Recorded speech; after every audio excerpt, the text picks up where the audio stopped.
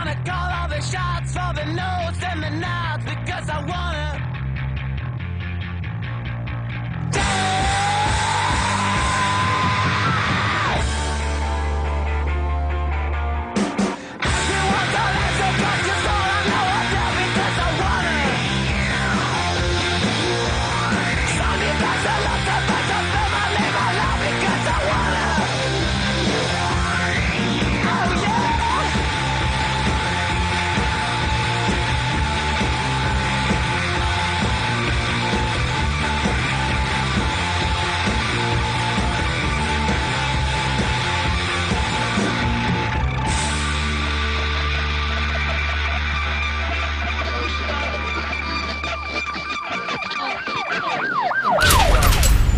What I want to do is try and give a tour de force, really, to try and link in and think about solutions, think absolutely solution focused, and think about the future. My job at the moment is to go up and down this fair land to look at the state of drug treatment and how clearly it interfaces with recovery in the 149 local authorities that make up England. And this last week I've been in Scotland as well with the UK Recovery Federation and the UK Recovery Academy. It's again a bit like the People's Front of Judea versus the Judean People's Front at times, so working out why certain people disagree over a particular ethical position or etc, etc. But it is, for me at least, beginning to make some sense, and it's all good. By and large, it's all good. So I'm not going to spend too much time saying what's wrong with the past, because those of you who've been living and breathing drug treatment in the past will have your own view on that, and we can probably discuss that till the cows come on. But then the problem with that would be we spend too much time digging the corpse up, yeah. And let's just leave it and go forward, basically. So I want to talk about things. I've called it right living in recovery because I've just spent the last 2 weeks on the conference circuit with two people who are quite important to me. A guy called George de Leon, who's, well, first and foremost, he played saxophone with Lenny Bruce. You know, that's the first reason why I like him. You know, nearest I'm ever going to get to somebody like one of my other heroes, Lenny Bruce. But also, he was instrumental in setting up Phoenix House in New York in the mid-60s, and he's been a hero of mine academically for a time now. But also Keith Humphreys, and Keith Humphreys wrote a book called Circles of Recovery, focusing particularly on 12-step mutual aid, at a time when it was relatively unpopular to be talking about fellowship and 12-step mutual aid. And Keith Humphreys, a bit like me, I'm more like him, he's stuck to what he believes in, and he's risen as well to the point where he's just retired after a year in the White House, advising Obama. Now the White House now has a recovery office. So I suppose the lesson from that is if you stick to your integrity and you believe in it, it doesn't always mean that you're going to get your P45. So that's the background. Now, right living would have been very controversial not too long ago because our world was characterised by moral relativity. Everything's cool, and you choose not to go to work and, you know, etc, etc, live on welfare benefits and do this, that and do that. That's cool, that's your choice. It's all morally relative. Whereas George de Leon, a bit like John the Baptist for a while, voice in the wilderness, has said, no, it's not right. There is a right way of living and there is a wrong way of living. And the point of therapeutic communities in George's case, and recovery communities in our case, are places where people can learn how to live right in the very places where they were living wrong. Yeah? In other words, if you can answer the question, can you get well where you got sick? And I think many of us in this room would say, yes, you can, if you put the work in. You don't have to go and live in Weston-super-Mare to get well. You can do it in the same postcode where you got sick. So if you can get well where you got sick, can you live right where you were living wrong? And I want to try and convince you that the answer to both is yes. Now, in terms of the big ideas, the guy on your left is a guy called Edwin Chadwick, who in 1848, as the ink settled on the Communist Manifesto, basically, Edwin Chadwick is the guy who discovered, he's a godfather of public health. He was the guy who discovered that cholera was spread by one single water pump in one part of London where foul water and drinking water mixed, and that was the cause of cholera. This was a time when the medical profession would have had you believe it's spreading spores in the wind, and if you wore some kind of conical device you probably won't catch it. It was Edwin Chadwick who gave birth to the great Victorian idea of sanitation, So sanitation, clean water and sewerage was the great Victorian idea.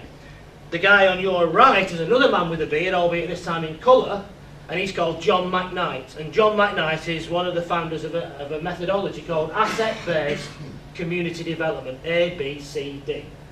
And John McKnight's proposition, and I'm kind of convinced by this now, is that asset-based community development is going to be as important to us in this particular Western liberal democracy, at this particular juncture, with all that's going on in the world and all the uncertainties, that asset-based community development will be as important to us now as Edwin Chadwick's ideas were to the Victorians.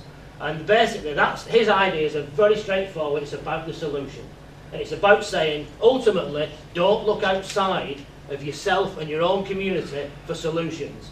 Look to each other for solutions, because the solutions lie within most of us and can be untapped. The other really, really big idea that's on offer if we get this stuff right is that the recovery outcomes, real recovery, Robbie talks about real stuff, real recovery, which I want to talk about, has a massive offer. It has an absolutely unprecedented offer to this country at this particular time. Real recovery has the potential to create a firewall in the intergenerational transmission of addiction, because left unchecked, this stuff runs in families. Many in this room will know that.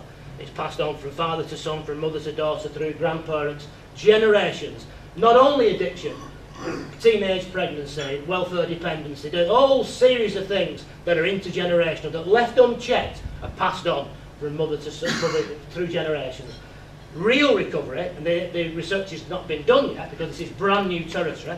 That's the other key point. This is brand new. If anybody stands up in a suit of my type and tells you we've been here before, be very, very afraid and very worried, because we have never been here. I've been in this game for 35 years. We've had recovery since the 10th of June 1935 when Bill Wilson met Dr. Bob. We've had treatment in the form you would recognise it now since 1964 when Marie Dole and Niswander created methadone maintenance. So call it 1965 by the time it gets over the Atlantic. So these two things have existed. My proposition is they have never existed together. They've often existed in completely different places, but there have been notable exceptions, as there are to every rule, and there have been some exceptions where treatment agencies have worked with mutual aid and 12-step groups, etc., but by and large, they've never worked together. So the proposition is coming together, we could actually begin to create massive change in terms of the fundamental challenges that face the country. Right. So why then do we need to this is the only bit going to the, well, one of the only bits going to the past. Why then would we need to remodel the systems? We talk about treatment being a journey, but for far too many people that journey is on a bike that's stuck in a rut. So theoretically you're on a journey, but you're not going anywhere. Yeah? So you've got a bike, but it's stuck. So that's no good. There are far too many people who are nominally in treatment, but they ain't going nowhere. Yeah? The systems, the 149 treatment systems, treatment/recovery systems in England, far too many of them are more constipated than the opiate addicts in them. Yeah? Therefore, they need Dynarod. They need a good rodding to get some movement in them, because they are silted up. And the glass half full thing is, again, to reiterate Robbie's point, for too long we focused on a deficit model. What's wrong with you that we as professionals can help from Monday to Friday, 9 to 5 at great expense? What's wrong with you that we can do some magic and lay our hands on you 20 minutes every fortnight that's going to change 3 generations of addiction? Preposterous idea. Yeah? But what we do now in this new world of asset-based recovery is we focus on the half-full part of the glass. It's ultimately about solutions. And at this point, I always think of the secret millionaire. The secret millionaire, wherever he or she goes, never has any problem giving that money away, do they? They never have any problem giving that money away, because they always find good people doing good things against all the odds. There are good people doing good things all over this country. And that's what the asset-based approach is about, and that's why we need to move towards it. The other reason is, if you're just in treatment, classically if you're dependent on opiates and you're in treatment and you're on your own, you're stuck, that's not a great place to be. Because we know that social isolation, in and of itself, without drink and drugs, is as damaging to your physical health as smoking 15 cigarettes a day, 1-5, and drinking alcoholically. Right? Now we know that a lot of our people do all of that. Yeah? So they're in treatment, and therefore the National Treatment Agency, tick, you've got to be in treatment, that's access. You've kept them for 12 weeks, great. However, if they are still alone, they are still on their own, alone, they are not in a great place. Because if that social isolation in and of itself doesn't kill you, Jeremy Kyle's going to. Because I defy anybody seeking recovery to sit watching that day after day without ringing that mobile phone number and ordering a brown and a white, or walking toot sweet down to the off licence for an ankle under white cider. There are only so many times you can watch somebody from your street have the DNA tested. So, what we've done then, in fact, is basically look back, have the humility, find some humility, and look back through history to see how people who've gone before us have done this stuff. And guess where it took us? It took us to the 10th of June 1935, when Bill Wilson and Dr. Bob met and created Alcoholics Anonymous. And this notion of the therapeutic value of one addict helping another, one alcoholic helping another, being almost without parallel, being absolutely fundamental tool in your psychotherapeutic armamentarium. In other words, you know, and the idea now that we've got people working in our industry, drugs or alcohol treatments, who don't understand how 12-step mutual aid works, is unusual. I have to be careful now. But somebody said to me last year up in Scotland, the idea that you could work in our game now and not understand how to take, not refer somebody, but take somebody to an AA meeting or an NA meeting or a SMART meeting, or facilitate their attendance there and debrief them, etc., would be like having a joiner without a saw. It would be like having a joiner without a hammer. You know, it's the idea, quite frankly, is preposterous that anybody can be in this business now and not fundamentally understand one of the most powerful ways to recovery works. Griffith Edwards, I had the pleasure of spending some time with Griffith Edwards last Wednesday evening at Keble College Oxford, and we're at dinner where he received a lifetime award as a friend of recovery. He's got Parkinson's now, he's elderly. I've grown up with him as kind of our godfather of academic addiction research. And in his acceptance speech, he said, I have never, ever, ever done anything noteworthy on my own. Everything I've ever done has been with another human being. Everything worth doing has been with another human being. I've done nothing on my own.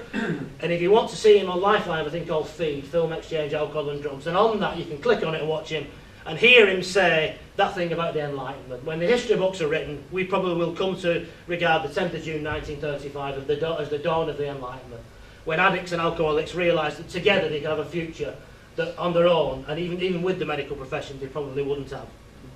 And so the therapeutic value of one addict helping another, an alcoholic helping another, and the fundamental notion of communality.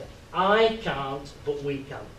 Together we can do things that individually we will be absolutely, utterly baffled by. Yeah, we will not be able to do this thing our own. George de Leon, the other alternative title of this talk would have been, "You alone can do it, but you cannot do it alone," because that's George de Leon's message to the world. You alone can do it. You cannot do it alone. You could have the top psychotherapist in the world living in your back bedroom. And you ain't going to do better than you are by linking your recovery to other fellow human beings from a similar position who can share their experience, strength and hope, and who you can identify with. Why do I say that with absolute confidence? Because in 1934, that's exactly what Roland Hazard did with Carl Jung. Roland Hazard in 1934 spent a full calendar year with the venerable Dr. Jung. Yeah? And those of you who are students of AA history will know what happened.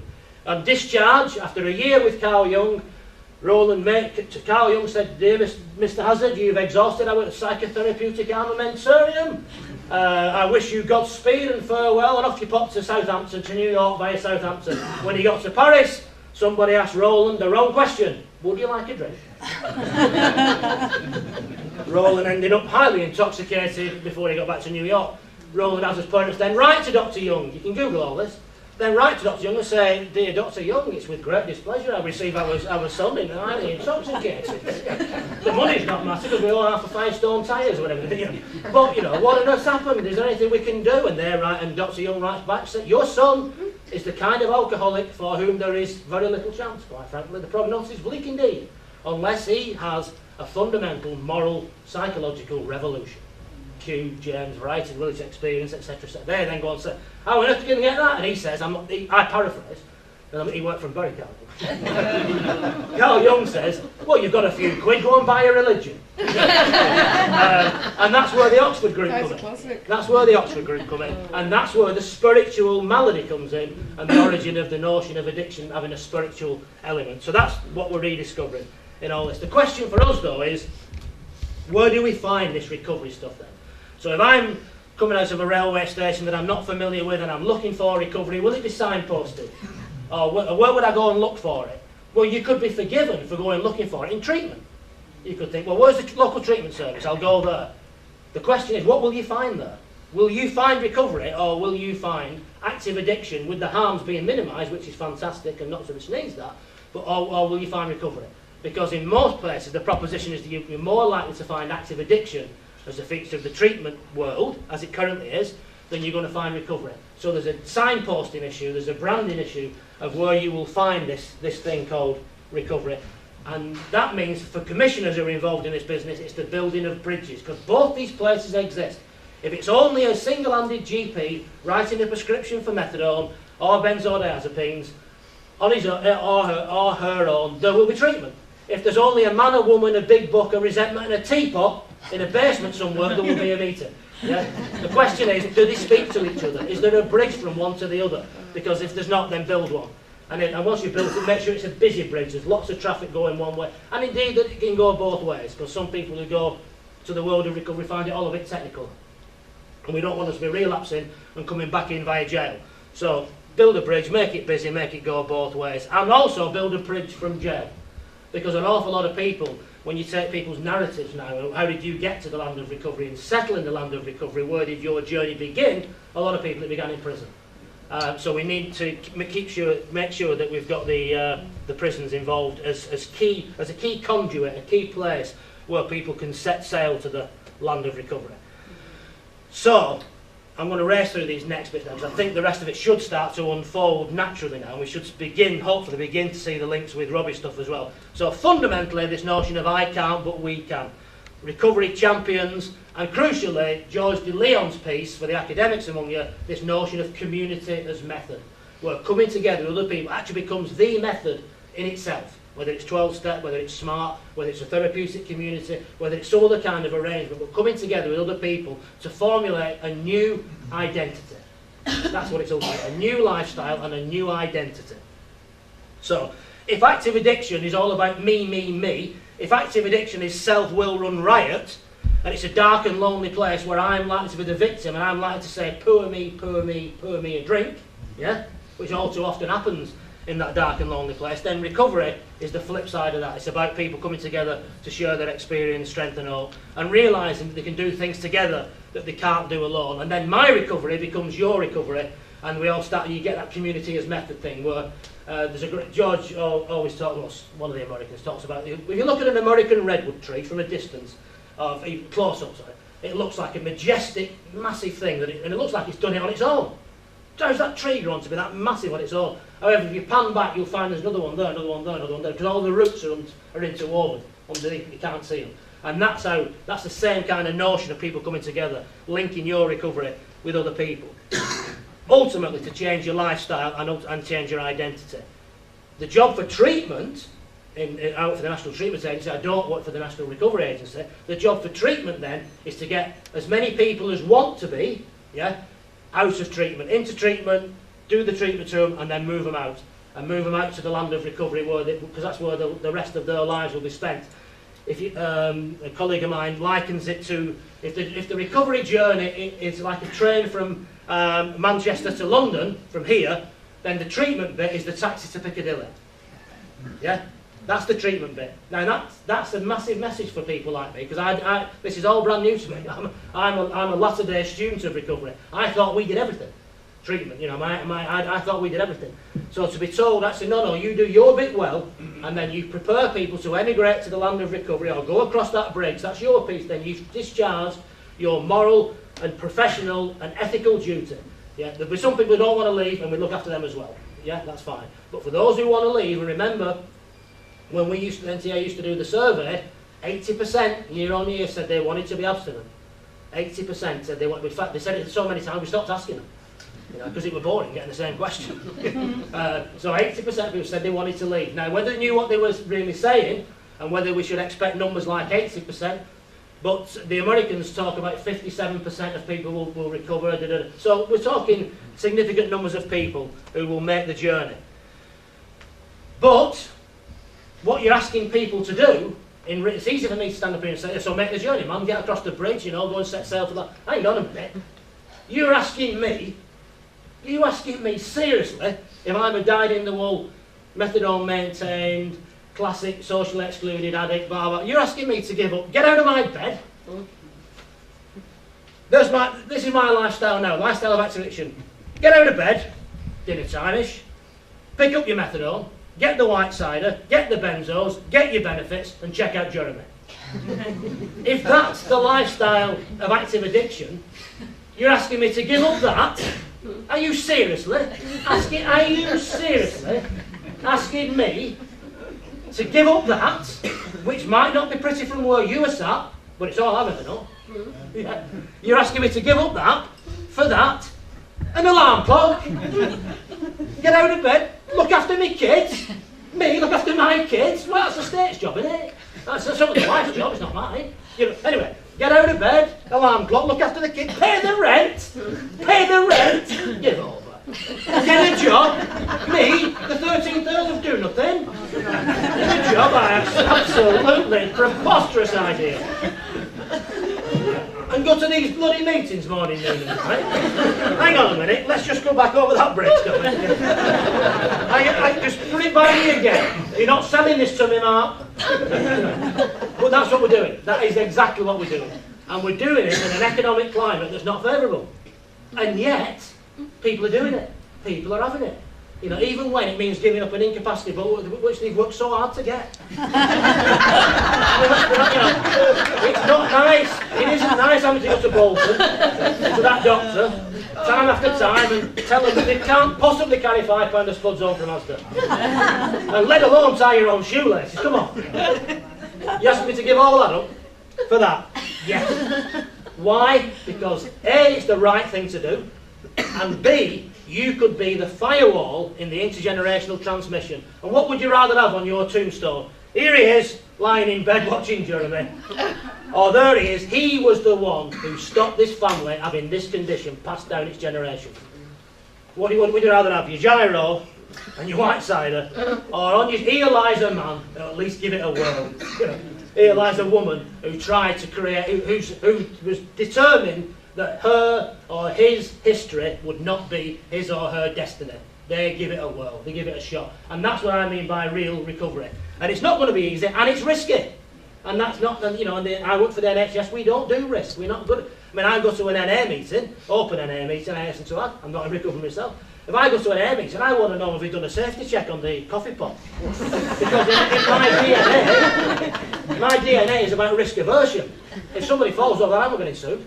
No, it's not. And when I've been to the States looking at these recovery centres, time and time again, they have to remind me, it's not to do with you. But I would, I'm the man with this. Yeah, it's nothing to do with you. This is us as adults. And if he falls over the coffee pot or scalds himself, he falls over the coffee pot and scalds himself. Nothing to do with you. You're not going to get sued. Stop worrying about it. But it's hard for me to get a grasp of that. So, nailing it down even further, in terms of right living, this is George de Leon again. Recovery beliefs and values. So what are you asking us to do then? So we've got out of bed, they've done all this stuff, and now you don't stop, you're still on us. Yeah. Truth and honesty. What are the values that define recovery? Truth and honesty. A work ethic. The here and now. The power of now. Eckhart Tolle. The power of now. Unites prince and pauper, blah, blah, blah. The only thing that any of us ever have, rich man, poor man, prince, queen, blah, blah, blah, is now. This moment. Yesterday's history, tomorrow's a mystery, all we ever have is now. So do the right thing now, be aware of now, and be present for other people now. Personal responsibility for your destiny, be the revolution you want to see. I think it was Gandhi who said that. Social responsibility, yes, be your brothers and sisters' keeper, because it'll keep you well as well. And an unashamedly moral code of right and wrong behaviour. Bear in mind, George DeLeo, I've pulled this out of a massive tome, so if it all thinks, oh, hang on, where's he coming from? You can see the context for it. And George again saying, the inner person is George's belief, and I'm sure, is that the inner person is fundamentally good, even when their behaviour is bad. Yeah? So the inner person is fundamentally good. And then the community as method is how we learn that. The community as method is what teaches us to use the community to live right. And then, maybe, that what we're asking people to do is to emigrate from this familiar land of treatment and active addiction, blah, blah, blah, to this bright new world of recovery. And all we would ask, if you do emigrate, just send a postcard back to the people who kept you alive and out of prison for long enough to hear the message, because there is a tendency in early recovery, and I can understand why, to say, you know, they kept me locked in methadone for 25 years. Well, nobody poured it down your neck. You know, I mean, all right, they might have not sure given you as much encouragement not to do it, but it's done now. Yesterday's history, tomorrow's a mystery. We only have now, for the sale, was it for a postcard, 20p, and for less than a nicker, send them a postcard back and say thanks. It's a noble thing to do, and Rowdy Yates always asked me to say that, because when we used to look at Lifeline, he always used to moan because Phoenix House used to get the Christmas cards and we never did, even when we were the ones who did the stomach pumps when they were still using on Jodrell Street. You know? So it's just a bit of a, you might choose not to, but anyway. The other thing that I've been doing is to collect the thoughts of some of these elder statesmen of recovery. So, you know, George DeLeon, this is from Clancy I, some of you'll know, who in one of his talks last year, somebody asked him, what's your message for the world, Clancy? What's the message you want to tell the world from a lifetime of recovery yourself and as a top table circuit AA speaker? And he tell them that recovery does slowly what drink and drugs did fast. Because for people who are addicts and alcoholics, the notion of deferred gratification doesn't sit easily. Yeah, we want it now. There's a new book in the States called, Delusional Entitlement Disorder. I don't know what I want, but I want it now, I want the best, and I want it free. Somebody's to blame. So, basically what Clancy's saying is, remind people it's not going to be easy. It is risky, it's not going to be easy. You know, turning around years and years of being at it to not be will be difficult.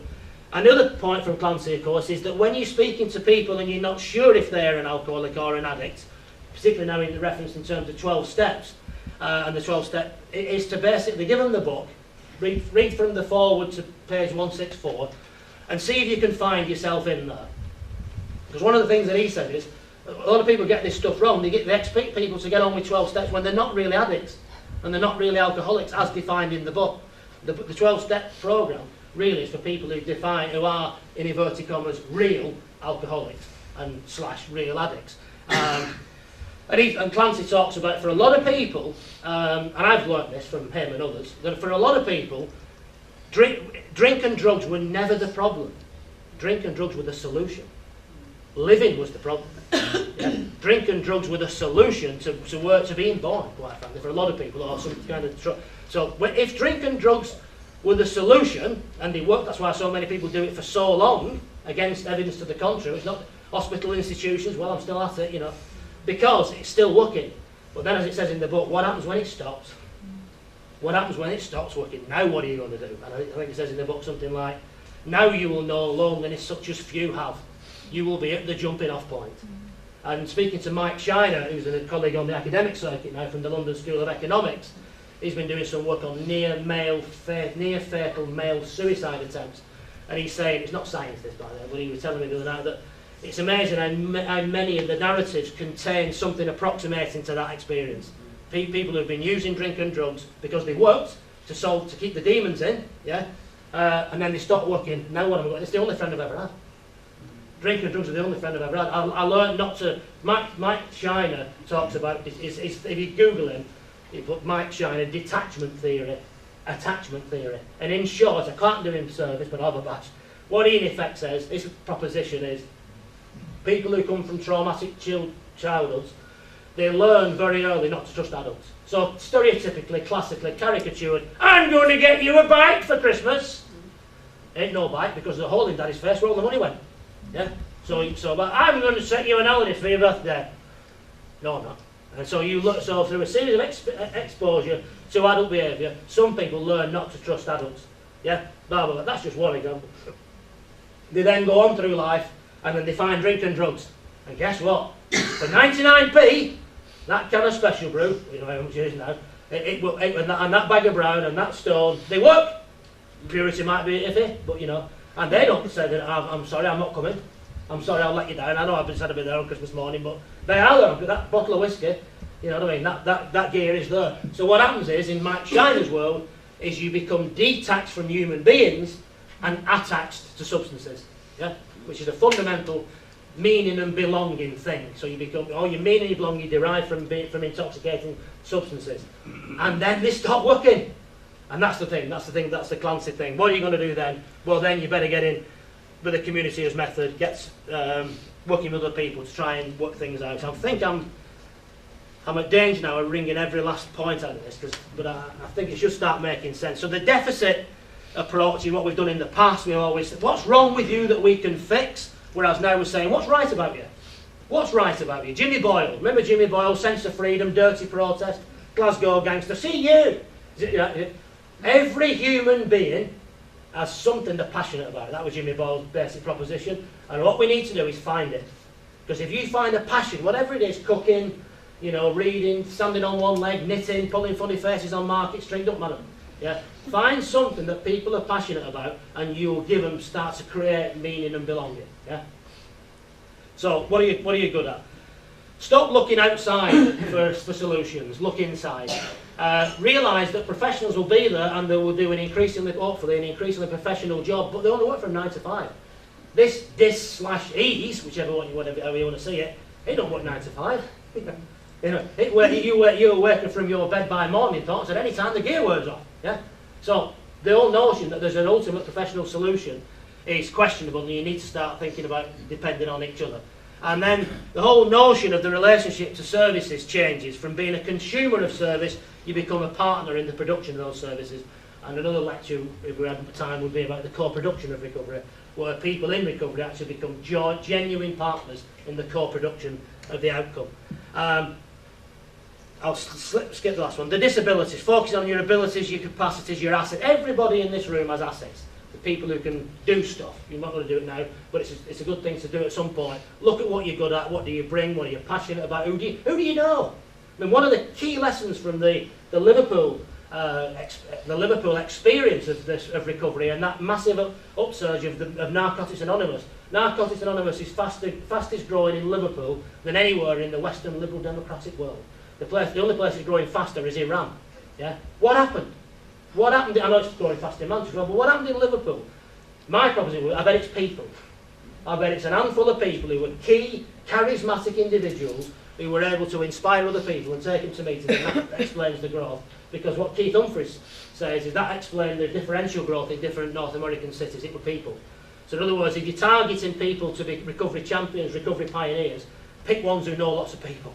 I mean, it's bloody obvious, isn't it? But you know, pick ones who know lots of people. So pick people who are charismatic, who can carry the message with fervour and they're convincing, and it's attraction. They're attractive. Their recovery is attractive. That's what we're looking for ultimately, to carry this thing called recovery like contagion. We want them to infect people with recovery. In the same way, many other people were infected by addiction. You know, so in other words, and the ultimate trick is to create the same person who you went halves on a £10 bag with back in the day. The same person takes you now to a meeting. That's the ultimate virtuous circle. And of course, the other thing about being in the land of recovery is expect to be challenged. Those of us in professions, we are trained to be non-judgmental, morally relative. We will not challenge you. You can turn up in front of me, say, of course I've not used anything, Mark. And as a professional, I'm supposed to say, thank you, I'll fill the form in and record that. Outside, you'll say, give off, you stink of it. You know what I mean? But my pet favourite is mints and aftershave. I'd rather you just smell to drink, personally. Because mints and aftershave, it's insulting everybody, including yourself. But you know what I mean? But if you turn up in, you know, mints and aftershave in a professional capacity, I will of course, you've just been having particular preponderance for polo mints and brutes. You know? Whatever it is now, you know, a million, you know. But you won't, the point is, you won't get away with that in the land of recovery. Somebody will pull you on it. Somebody will challenge you on it. And that's a cultural thing. That's difficult to understand. Right, I'm going to start winding up, or else I'll start boring myself in a bit. See what we've got here. Yeah, right. I think I've explained. So, am I saying that the treatment and recovery are completely different places? I don't know. The answer. I stand before you none the wiser, as John Luke Davies said. They look different. When you're looking at, when you're exploring them, they look to be different places. Whether or not they will be different places, we can discuss. But they certainly, if they are different, they need to come closer. Yeah. So they certainly need to be very much closer. And that's just a list of, for those of you who are back, of some of the key differences between the worlds of treatment in terms of its content, themes and characteristics, and the world of recovery. So, classically, in treatment, we've had a short-term acute intervention for a long-term condition, and then wonder why it hasn't worked. Yeah? We've focused exclusively on I. I'll give you CBT. You will receive CBT. I will give you motivational interviewing. You'll receive motivational interviewing. I will do REBT. I will do SE. Oh, sorry, I will be. I will do something to you. None of that is as effective as going to other people, going to meetings, 12-step smart, whatever. At that point, I'm just going to let me just fast forward. Oh yeah, hang on, anybody's worried? If anybody's sat here thinking that fat bloke's going to get my strips off me, if anybody, that's what you think, rest assured, Jim's in the house. Jim Bowen's in the house. All you need to do, if some overzealous drug worker says, I've been leaving this National Treatment Agency, moves towards you, no. If you're doing fine on your script and you don't want no more of this, that's your bendy bully moment. There's your methadone, there's your pins, you're going home with them. This is all about what you could have won. This is volitional. Yeah? So if you're not interested and think, wish he'd shut up, don't worry about it, get the hot pot, write a letter to your CDT, say I'm not interested in this, I'm fine with Jeremy in bed and Whiteside, thank you very much, leave me out of it. Because then the commission in the room will say, right, well, how much are we going to spend on it? But you won't, you will not lose, they're your bendy bullies, your methadone on your pins, your bendy bullies, you're going home with them. This is about the speedboat, boys and girls. This is all about what you could have won. This is about a life beyond your wildest dreams. Yeah? But you've got to be in it to win it. Right, just bear with me for one more. Actually, I just want to show you where we're... to make the link to a beach with it. It's almost like we planned this. Because there is there's a new literature that we're looking at, which basically what I'm going to leave you to think about. Because there's a thing called the Framingham Heart Study. And the Framingham Heart Study is a longitudinal study in a North American city looking at heart disease over generations. And two people called Christakis and Fowler have been able to use that data set to look at three social phenomena. Smoking cessation, and it's contagious, it spreads. Obesity, it spreads, people catch it. And divorce. So if you want to get divorced, but you haven't got the... If you want to get divorced, hang about with lots of divorced people. You will be divorced soon. Yeah. You want to get fat, hang about with me. Yeah. But if you want to stop smoking, meet somebody who doesn't smoke. And it's a new literature for us. It's social contagion theory. We're looking at things that flow across ties. So germs, money, violence, fashions. Who's decided hush puppies we want to be fashionable again? And a man of my age, I'll say we're hush puppies. You got hush puppies, adult diapers, then you die. Some Jarvis cocker gets a purr you can't get for love nor money. But who decided that flared pants are coming back? That somebody decides, don't they? So this thing is contagious. What's advertising? It's not contagion. Who are you connected to? What are the ties you have to family, friend? And this notion of homophily or homophily. The love of being alike, we're attracted to people that we're like. Now, I won't go. There's a piece there about the donut. Who are you having lunch with? So because in 1975, I don't know why I'm obsessed about this. It's probably something about me. But in 1975, that green dot, something happened between that person. What have they been eating? Because the size of the dot is commensurate with the body weight index, the body mass index. And David Best, who's just from the University of Monash, his proposition is there's only that geezer. Probably had lettuce in 1975, then got a job on a building. It's purely fiction, by the way. Got a job on a building site, and then turned up with his lettuce from Marks and Spencer's, a bit of hummus and some sliced pizza bread, and sat down for his lunch. Everybody else got a big box of donuts and 3 pies from Greg's house. Can I have one of your pies? Because what's going to happen is there are only three things can happen. Either the donuts eaters are going to start eating lettuce, the lettuce eaters are going to start eating donuts, or they leave that social network. Yeah? Donuts. Donuts or lettuce. Social contagion. What are you going to do? What are you going to have for your lunch? Now, finally then, what's that got to do with the price of recovery fish? If we create recovery communities based on that theory of social contagion and social networking, the literature suggests that by the introduction of one abstinent person, this is to finish with John's point at the beginning about the importance of abstinence, to introduce one abstinent person into a social network increases the chances of everybody in that social network still being abstinent a year later by 27%. 27%. Now, if you were a therapist in any of the talking therapies and you could put on your business card that you would improve all your patients by 27%, let me tell you, you'd be a millionaire, multi-millionaire. 27%. Thank you very much. Thank you.